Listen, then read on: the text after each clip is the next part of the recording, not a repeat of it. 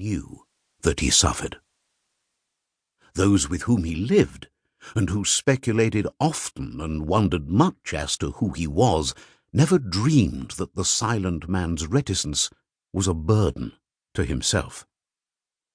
At no special conjuncture of his life, at no period which could be marked with the finger of the observer, did he glaringly abstain from any statement which at the moment might be natural.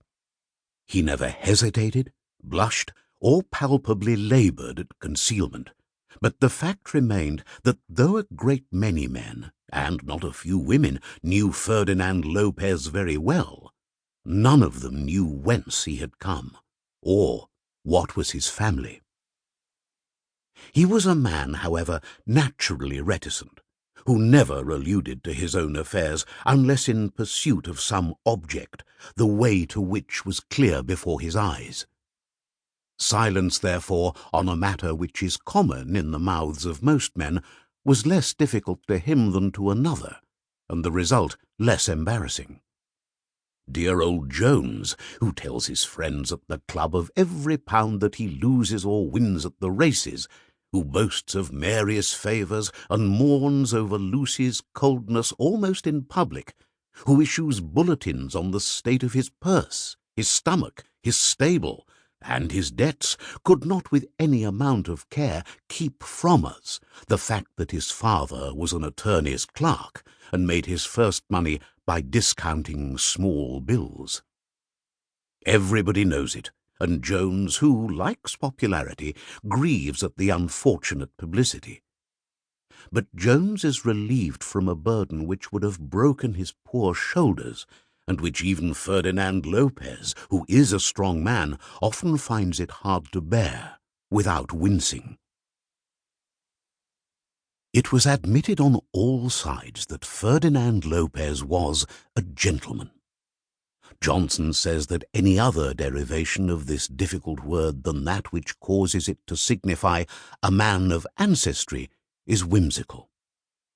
There are many who, in defining the term for their own use, still adhere to Johnson's dictum, but they adhere to it with certain unexpressed allowances for possible exceptions. The chances are very much in favour of the well-born man, but exceptions may exist. It was not generally believed that Ferdinand Lopez was well-born, but he was a gentleman, and this most precious rank was acceded to him, although he was employed, or at least had been employed, on business which does not of itself give such a warrant of position as is supposed to be afforded by the bar and the church, by the military services, and by physic. He had been on the Stock Exchange, and still, in some manner, not clearly understood by his friends, did business in the city. At the time with which we are now concerned, Ferdinand Lopez was 33 years old, and, as he had begun life early, he had been long before the world. It was known of him that he had been at a good English private school, and it was reported, on the solitary evidence of one who had there been his schoolfellow, that a rumour was current in the school that his school bills were paid by an old gentleman who was not related to him.